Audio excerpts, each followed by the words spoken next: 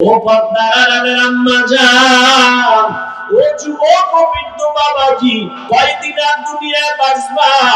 আমরা নবীর তরিকা মতো টুপি পরলাম, দাড়ি রাখলাম, নামাজ পড়ি, কই আমরা তো না খাইয়া মরি নাই? আমরা সম্মান তো কমে নাই রে বাবা। তোমাকে তো আমি বলি নাই হুজুর হও, তাবলীগে যাও, কওমি মাদ্রাসায় যাও, স্কুল পড়া বন্ধ করো বলি নাই। বরং তুমি যেই লাইনে আছো ওখানে থেকে আমার রবের মোলাকাতের জন্য তৈরি নাও। আজান হয়ে গেলে নামাজে দাঁড়ায় যাও, মা বাবার থেকে দোয়া নিয়ে এখন সময় আছে, তওবা করো। জীবনে গুনাহ তো কম করো নাই, মনে মনে আমার মালিকের ডাকো আর তওবা করো।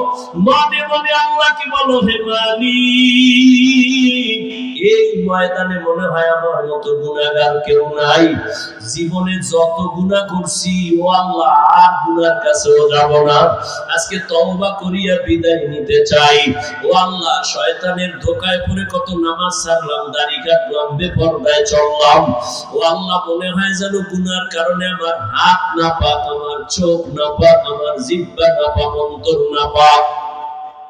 ও আল্লাহ, আজকে তওবার নিয়ত করে ফেললাম, মরিয়া গেল আর নামাজ ছাড়বো না, দাড়ি কাটবো না, বেপরদায় চলবো না, মা বাবাকে কষ্ট দিব না, নবীর তরিকার বাহিরে চলবো না। ও আল্লাহর বান্দা, একটু ভাবো, দুনিয়াতে সূর্যের গরম সহ্য করা যায় না, একটা মশার কামড় দিলে রাতে আর ঘুম হয় না, একটা বেতের বাড়ি সহ্য করতে পারো না। আল্লাহর নবী কেমন নবী, যার কোনো গুনাহ নাই, উম্মতের এত আসে, সেই নবী জাহান্নামের আযাবের ভয়ে কান্না করতেছেন।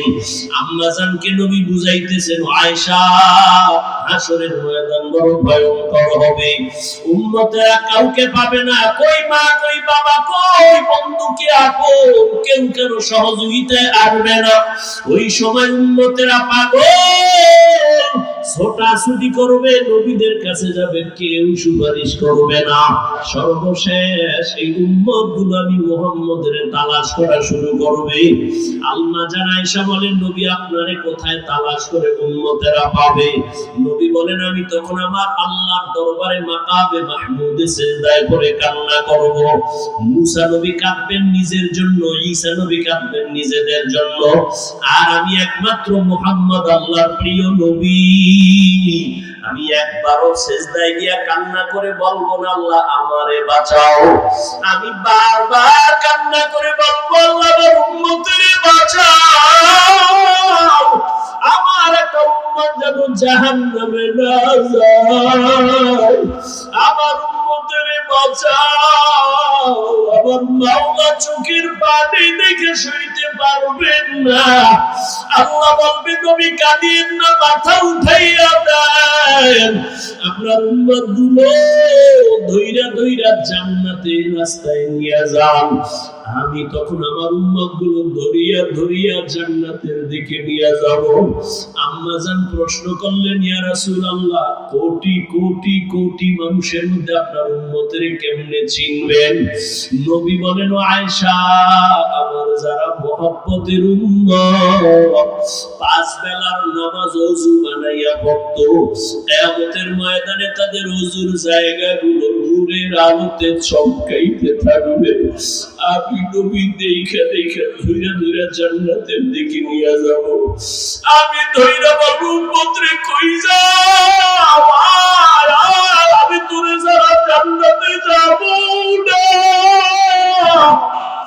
ও উম্মত, আয় তাড়াতাড়ি আয়, জান্নাতের পথে আয়, আমি তোদের ছাড়া জান্নাতের দরজা খুলবো না, চল। মায়ার নবীর চিল্লি রে যুবক, কেমন একজন নবী পাইছো, যেই নবীর একটা নজর দেখার জন্য গর্তের পিপিলিকা পাগল, যেই নবীকে দেখার জন্য গর্তের সাপ অপেক্ষা করে নবীর এক নজর দেখবে। জঙ্গলের প্রাণীরা পাগল হয়ে গেছে নবীরে দেখার জন্য। ওই নবীর এত বড় আশিক একজন আসে, খেজুরের বাগানে পানি দেয়, হঠাৎ কানের মধ্যে কে যেন খবর দিছে নবী দুনিয়ায় নাই। সাথে সাথে পাত্র ফালায় একটা চিল্লান দিয়া, ও দয়ার মালিক, এই দুইটা চক্ষু আমি রিজার্ভ করেছি রহমতের নবীরে দেখবো। ওই নবী যদি না থাকে আমার এই চক্ষু রাইখুন, আমার অন্ধ বানাইয়া দাও। ও নগর কান্দার যুবক বাবারা, কেন সে নবীরে চিনলা না? ওই নবীর তরিকা মানতে গিয়া তোমার মতো যুবক রাস্তায় গাড়ি চালায়, নবীর সুন্নাত অনুযায়ী চলে, দাড়িওয়ালা নামাজি, ওর সম্মান তো কমে নাই, না খাইয়াও মরে যায় নাই। তুমি কেন পারবা না রে বাবা? রহমতের নবী বলে, আমি আমার উম্মত গুলো দইরা দইরা জান্নাতের দিকে নিয়ে হাউজে কাউসারের লাইন দাঁড়ায় করায় দিব। আমি নবী নিজের হাতে কাউসারের পানি পেয়ালা বইরা বইরা উম্মতের দিব। আমার উম্মত এক পেয়ালা কাউসারের পানি পান করবে, আর পিপাসা লাগবে না। এইভাবে লাইনে দাঁড় করায় উম্মতের পানি দিব। হঠাৎ উম্মতের লাইন এখন আছে, মাঝখানে দেখবো পর্দা পড়ে গেল। জিজ্ঞাসা করবো, ও ফেরেশতা, আমার উম্মত কি শেষ? কয় না, লাইনে এখন উম্মত আছে, পর্দা দিলা কেন? কয় এই পর্দার বাইরের উম্মত সব হলো ভেজালওয়ালা উম্মত, আপনার সুন্নাত অনুযায়ী জীবন চালায় নাই, আপনার সুন্নতের জবাই করেছে, নিজেও দাড়ি রাখে নাই, অন্য দাড়ি রাখতো তাও পছন্দ করে নাই, নিজেও নামাজ পড়ে নাই, অন্য নামাজ পড়তো তাও পছন্দ করে নাই, নিজেও হালাল খায় না, পর্দা করে না, যারা পর্দা করতো হালাল খাইতো তাদেরও পছন্দ করে নাই, নিজেও জিকির করে না, পাগড়ি পরে নাই, তা অন্যেরা পড়লে তাও পছন্দ করে নাই। নবীজি বলেন, আয়েশা, তখন আমি একটু রাগ হইয়া বলবো, সহকান সহকা, আমার থেকে তোমরা দূর হইয়া যাওয়া, আমি তোমাদের উম্মত বলে স্বীকার করতে চাই না। ও নগর কান্দার বেনামাজি বাবারা, বেপর্দা বলা বাবারা, ও পর্দার আড়ালের বেপর্দা বলা নারীরা, আরে আল্লাহর নবী যদি সেদিন তাড়াইয়া দেয়, জানি না ওই কাতারে কে পড়বে। ওই দিন যদি বিনাবাজি হইয়া দাঁড়াও, আর আমার নবী যদি নিষেধ করে তাড়ায় দেয়, আর ওই তাড়ানোর দলে পড়িয়া যাও, সাথে সাথে আমার মালিকের ঘোষণা হবে, ও জাহান্নামের ফেরেশতা, এই নাফরমানের ধর, শিকল লাগাইয়া জাহান্নামের দিকে নিয়ে যাও। জাহান্নামের শিকল লাগানো যখন শুরু হবে, দেখবা গাইবি আওয়াজ, وسيق الذين كفروا إلى جهنم زمرا حتى إذا جاءوها فتحت أبوابها وقال জাহান্নামের শিকল লাগাইয়া টানতে টানতে জাহান্নামের দিকে নিবে। ওরে দুনিয়ার গরমের থেকে কোটি গুণ জাহান্নামের আগুনের গরমের তাপ হবে রে বাবা। দুনিয়ার আগুন হাতে লাগলে হাত জ্বলে, পাও জ্বলে না, পায়ে লাগলে পা জ্বলে, হাত জ্বলে না। জাহান্নামের আগুন এত ভয়ঙ্কর, গুনাহগারের শরীরে লাগা মাত্র কলিজাটা পর্যন্ত গুনাহ হয়ে যাবে। ওরে আল্লাহর কোরআনের কথা, আল্লাহর আযাবের ভয়ে পাথর পর্যন্ত কান্না করে। আল্লাহ নিজেই কোরআনে বলেন, সুম্মা কাসাত কুলুবুকুম মিন বাদি যালিকা ফাহিয়া কাল হিজারা আও আশাদ্দু কাসওয়া ওয়া ইন্না মিনাল হিজারাতি লামা ইয়াতাফাজ্জারু মিনহুল আনহার ওয়া ইন্না মিনহা লামা يشقق فيخرج منه الماء وإن منها لما يهبط من خشية الله وما الله بغافل عما تعملون।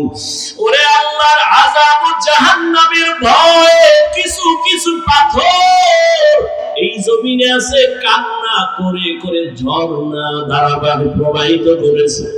ওই চট্টগ্রামে যাও, সিলেটে যাও, দেখবা পাথরের পাহাড় থেকে কেমন যেন পানি বের হয়। আল্লাহর কোরআন বলে, মুফাসসিরিনে কেরাম বলেও পানি ফালায় না, ও আল্লাহর আযাবের ভয়ে কান্না করে।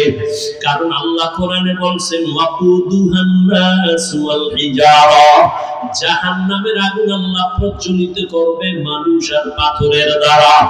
কিছু কিছু পাথর টপ টপ করে পানি ফেলতেছে আর কান্না করে জাহান্নামের ভয়।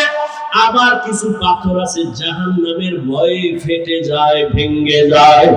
আল্লাহ কয়, ও মানুষ, তোদের অন্তর কি পাথরের থেকেও খারাপ হয়ে গেল, শক্ত হয়ে গেল? জাহান্নামের ভয়ে যদি পাথর কান্না করতে পারে, ও মানুষ, তোমার চোখে কেন পানি আসে না?